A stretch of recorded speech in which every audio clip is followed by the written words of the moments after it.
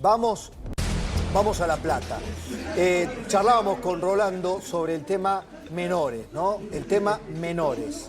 Esto, Rolo, me contaba los detalles. Contá, Rolo, los detalles de esto. Esto que están viendo es el final de una secuencia que ocurrió en un instituto de menores de la ciudad de La Plata, o sea, de la capital bonaerense, de la sede del poder donde tanta oposición hay a que se cambie la ley de imputabilidad de menores. Bueno, un niño, porque es un delincuente, pero como ustedes pueden ver, es menor de edad, para la ley es menor de edad, se fuga de esta manera, filmado por otros niños delincuentes, sin ningún tipo de problema, atraviesa la reja y ahora van a ver, mientras lo alientan y lo ovacionan, si se quiere, a este menor delincuente, cómo se acerca hasta la reja perimetral y se escapa sin ningún tipo de problema. Fíjense, corre Pablo hasta la reja perimetral, ya se fue, ya está, vamos patita, le dice en algún momento, se trepa.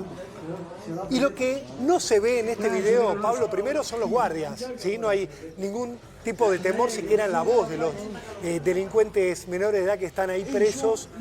El temor a que aparezca un guardia, que lo ataquen, que lo detengan, que lo demoren, que a ellos les hagan algo. La previa, según me cuentan fuentes que están recién ahora investigando todo esto, está también filmada. Los menores en este centro de detención deciden que ese que están viendo allí, que Patita, se va a escapar. Lo filman, se sacan selfies con él. Hacen toda una preparatoria. Toda una preparatoria, Pablo, le hacen una despedida, como si fuera una despedida de soltero o una fiesta de egresado. Bueno, se va Patita. Todos lo celebran, lo filman, se hacen chistes y luego van filmando el paso a paso de la fuga. Cómo abren la reja, cómo lo hacen pasar y cómo en esta última instancia, lo que debería ser el cerco perimetral que separa a estos menores delincuentes de la calle, lo salta así. Mirá, así lo atraviesa. Lo ayudan, claramente, lo empujan, porque él logra atravesar, rompieron uno de los barrotes, él puede pasar porque es pequeño. Ni un guardia se ve. Nunca se ve un guardia. Esto ocurre en medio del debate de la baja de la edad de imputabilidad. Pablo, te quiero decir esto, ¿por qué no hay guardias? Porque en realidad nunca hay guardias. En los centros de menores de la provincia de Buenos Aires se decidió hace más de 10 años, en pleno kirchnerismo, que los centros de detención no dependieran más del servicio penitenciario bonaerense. Entonces, no hay guardias penitenciarios, hay celadores, que son una suerte de docentes. Como si fuera una escuela. Sí, como si fuera una escuela. No están armados en el interior, no hay guardias armados en el perímetro, con lo cual los menores deciden cuándo se fugan, cuándo no se fugan, si les conviene quedarse o no. Entonces, esta es la alternativa que está ofreciendo en este momento el oficialismo a discutir seriamente qué se hace con los menores, Pablo. Está Marcelo Padovani allí, en ese lugar. ¿Hay guardias o no hay guardias? ¿O hay celadores? Marcelo, ¿cómo te va? Buenas tardes. ¿Qué tal, Pablo? Buenas tardes. Bueno, veo muy poca actividad, por lo menos aquí donde está el perímetro. Pablo, lo que vemos es un alambrado con algún alambre arriba, de esos que te cortan. Aquí hay un doble alambrado, así que este chico pasó 2 alambrados. Si no me equivoco, ¿no? Porque sale del lugar de detención, pasa el primero, que sería el de adentro, que la verdad que es muy fácil, porque no tiene... A ver, sí, tiene un alambre arriba, tiene un alambre como un alambre de púa. Ustedes seguramente lo van a ver mejor que yo. Sí, pero lo tienen todo estudiado. Un alambrado. No, lo tienen todo plenamente estudiado, eso, los chicos. No, además es muy fácil de cortar, digamos, el alambrado abajo no tiene ninguna medida de protección especial, digamos, es un alambrado común por lo que veo. Se puede cortar fácilmente, ¿no? Con algún elemento, con un alicate lo cortás, haces el hueco y te escapás. Hasta aquí podemos llegar, Pablo. Mostramos desde aquí las canchitas de fútbol que están allá. Por aquí se debe haber escapado, ¿no? Porque mirá, ya están las canchitas de fútbol. Sí, Marce, ahí tenés el primer alambrado. Se veía el arco de fútbol, digamos, desde la óptica de los menores detenidos, se veía el arco y el que escapa pasa por al lado de uno de los arcos, así que estás en el lugar justo. Bueno, mirá, ahí en Rolo, mirá, ahí tenés, y después tenés el alambrado. Y acá tenés el alambrado de afuera, que es bastante más grande, pero que también, a ver, le voy a pedir a Nico Chazarreta, mi compañero camarógrafo, mirá, es un descampado. Vos salís, encima tenés el pasto cortado, no tenés ninguna dificultad, ¿eh? Por acá te escapás y te escapás fácil por la avenida. Mirá, para que ustedes sepan, estamos en la avenida 520, ruta provincial 13, que es una de los mayores ingresos y egresos de la Ciudad de La Plata. Por acá te vas para la ruta 2, Claro. para allá, por donde va aquella camioneta. Y por el lado contrario, como viene ese blanco, te vas para La Plata, para el centro. Y tengo entendido, Así que perdón, Marcelo, Marcelo, tengo Sí, entendido, Rolo, sí. que todavía Sí, Pablo. ¿Esto ocurrió cuándo? Esto ocurrió el 24 de enero. Lo que pasa es que el video se viralizó en las últimas horas. Pero si no se hubiera viralizado el video de los propios delincuentes, no nos hubiéramos enterado nunca, Pablo. O sea, ahora nos están diciendo, lo estamos buscando. Pero todavía, por eso todavía no lo encontraron. Pero 24 de enero a 2 de febrero, ahora se viraliza la noticia. Y el Cuervo Larroque todavía no habló. Vos dirás, ¿por qué el Cuervo Larroque, Pablo? Porque los centros de menores, insólitamente, no dependen de seguridad, no dependen de justicia, dependen de desarrollo social de la provincia de Buenos Aires, dependen de Andrés Larroque, Andrés el Cuervo Larroque, y dependen en lo concreto de una oficina que está a cargo de una militante de la Cámpora. Ninguno de ellos ha dado ningún tipo de explicación sobre esto que nos está mostrando Marcelo Padovani. Está Enrique de Rosa, psiquiatra forense y también un amigo de la casa al que recurrimos. La problemática de los menores es amplísima desde todos los puntos de vista, por supuesto, pero la ley es la ley. Y los debates sobre edad e imputabilidad recorren el mundo, ¿no? Hola Enrique, querido, ¿cómo estás? ¿Qué tal? ¿Cómo les va? ¿Cómo les va a los dos? Muy buenas tardes. Qué imagen esta, ¿no? Qué imagen ahora con las redes sociales, ahora con un celular en manos de los chicos, ¿no? El acto preparatorio de la fuga de Patita por parte de sus compañeros y mostrar la vulnerabilidad del sistema, es una especie de provocación al sistema. Los chicos dicen, nos vamos cuando queremos. Ahora, qué grandioso que son los medios, ¿no? Porque ustedes mostraron algo y yo los escuchaba a ustedes que son, no solamente son personas muy inteligentes y profesionales y demás, sino que claramente estaban definiendo varias de las características, ¿no? del fenómeno. Esa escena que tienen ahí casi pinta el falso dilema binario entre una posición y la otra. Cómo los sistemas pendulares no sirven, y está probado en el mundo que no sirven. Es decir, si dijéramos ahora, y supuestamente yo actuara como una especie de todopoderoso conocedor de todo, y obviamente muy lejos de ello, y dijésemos, bueno, tal cosa sirve de bajar la edad de imputabilidad, o no, tal cosa sirve tratarlos como una escuelita local. De verano, Casi como una escuela de verano. Claro, es obvio que los extremos no sirven, no han dado resultado en el mundo, y fíjense que los dilemas se cuestionan desde ese lugar, en lugar de decir, bueno, miren, nada más miren, y pregúntenle a Rolando, a Pablo, qué es lo que piensan de este video que presentaron, tendríamos un avance fenomenal, porque por un lado ven el peligro de personas de seres que cometen delitos y matan gente, así de simple, no hay ninguna vuelta, que la sociedad tiene que protegerse de ellos. O por el otro lado, vemos chicos jugando. Sí. Entonces, no entender que esta historia de pena de delito de adulto, pena de adulto, no, porque no es un adulto, simplemente porque, ahí sí, pregúntenos a todos los que conocemos cómo es la psicología evolutiva, la neurobiología evolutiva, vamos a cansarnos de tratar de hacerlos entender regímenes morales, por ejemplo, por el castigo, si quieren por la tortura, por lo que quieran duro, y no va a funcionar. Entonces, claramente tenemos que cambiar de paradigma y plantearnos que la violencia es multicausal, que no hay casos únicos, que son todos diferentes, que si tenemos dos equipos, el blanco y el negro, unos que dicen vamos a ser más duros y los otros que dicen no, en realidad vamos a tratarlos con mayor cariño, vamos a ser garantistas, vamos a ser permisivos, nada va a funcionar.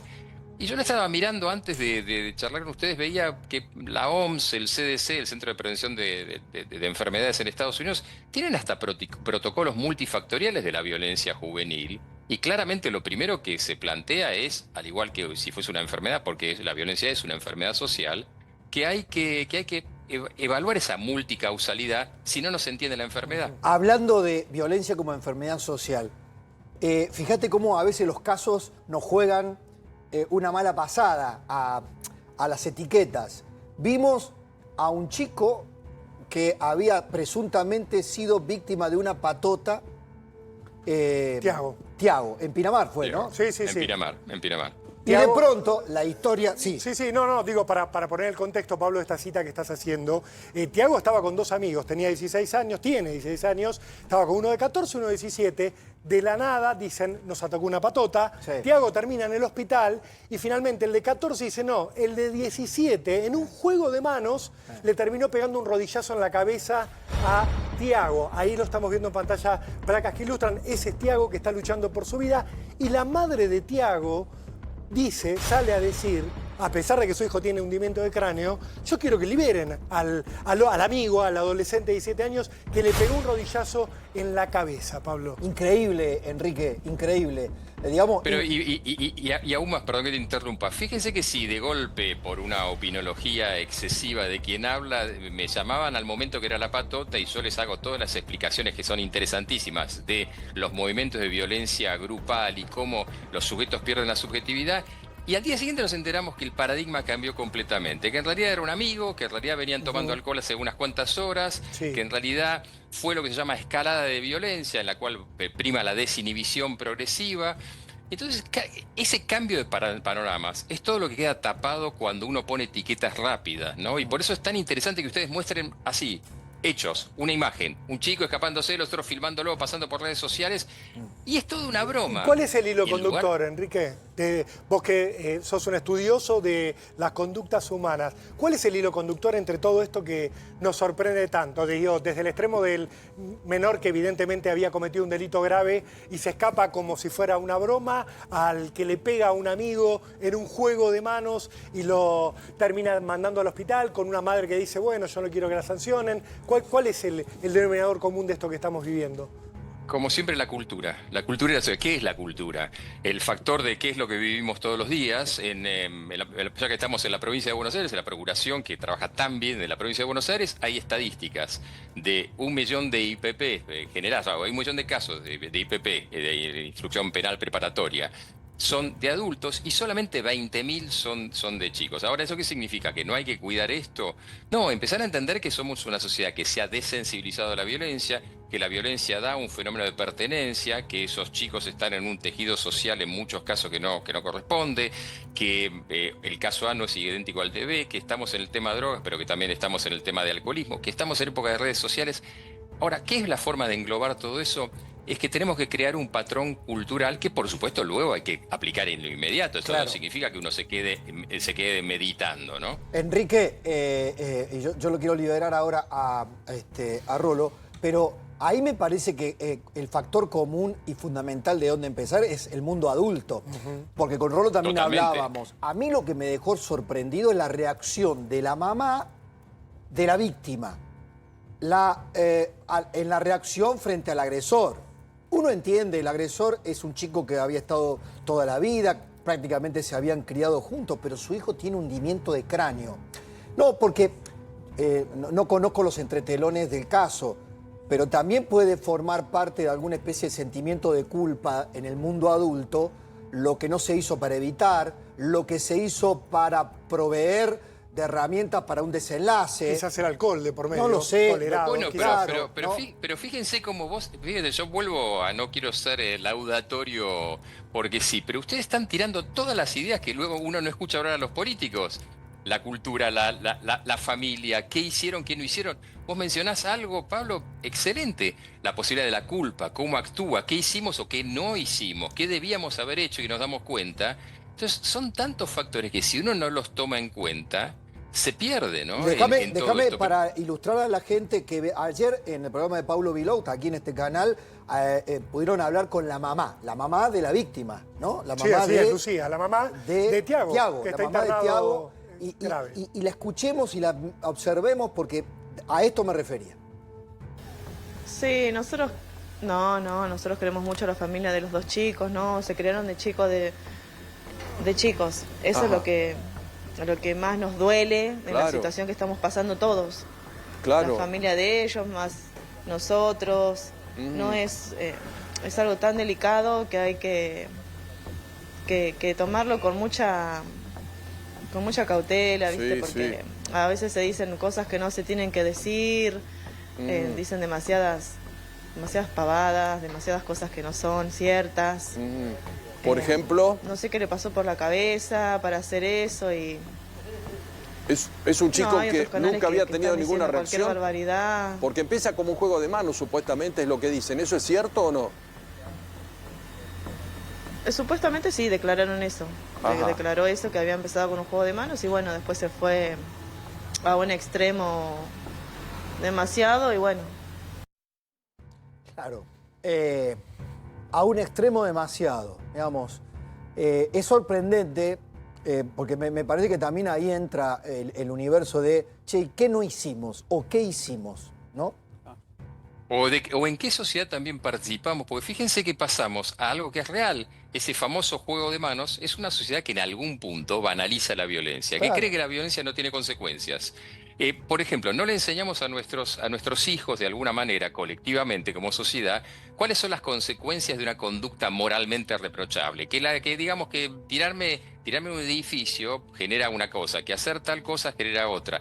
Esta idea de que el mundo no tiene consecuencias está íntimamente atado, por ejemplo, al mundo de las redes sociales, en la cual todo es un video y la vida no tiene una consecuencia inmediata. Entonces, ese juego de manos, los padres terminan también banalizando eso, o el sujeto que se baja de un auto con un palo a pegarle a otro, que han habido cantidad de casos en una disputa de tránsito, termina hundiendo el cráneo. Yo he visto un caso, he participado en una causa en la que el sujeto, dos personas supuestamente honorables, uno se baja con un palo o lo que tenía en el auto, le pega al otro. Por supuesto, el otro cae, golpea con la vereda y tiene un caso, tiene también una fractura de cráneo con un hematoma subdural y demás. Ese sujeto, uno no piensa que midió las consecuencias del hecho y después le pondrán qué tipo de homicidio, si en caso que muera, o qué tipo de lesiones gravísimas o graves tiene. Pero el tema central es en qué sociedad, qué contexto todo eso ocurre. La Y si no entramos... Claro, la permisividad de la violencia, la aceptación cultural de la violencia y hasta también Bueno, acá ya nos vamos a cuestiones educativas y culturales, los padres imposibilitados o desistiendo del rol de poner límites, ¿no? La abuela decía, juego de manos, juego de villanos. Pablo, ¿viste? El viejo dicho que hacía la abuela. Pero ese juego de manos, juego de villanos era una pelea entre hermanos, una pelea entre primos, una pelea entre... No, chicos, no se hace. Desde chiquitos, ¿no? Eso se ha perdido. Y el villano es el sujeto vil, es decir, había que huir de eso negativo. Exacto. Entonces yo moralmente instruía, desde esa abuela que vos decís, Pablo, moralmente instruía que uno no quería ser vil, uno no quiere ser vil. Y si lo era, tomaba conciencia de ser vil, de ser un villano. Exacto. Entonces, acá el punto es que hoy las peleas que se organizan a la serie de la boliche, que termina muchas veces mal, no solamente Fernando Báez Sosa, las peleas que hay en las despedidas, cuando ustedes, ¿por qué tan buena la imagen del colegio? Porque dijeron, y le prepararon una salida del colegio, le prepararon el final de curso, Exacto. nada más que se escapó de una unidad, un sujeto que en una de esas es muy peligroso, no tengo idea. Pero la sociedad debe protegerse también. Enrique, placer como siempre dialogar con vos, ¿eh? Un abrazo. El mío, que tengan un muy buen día. Hasta luego.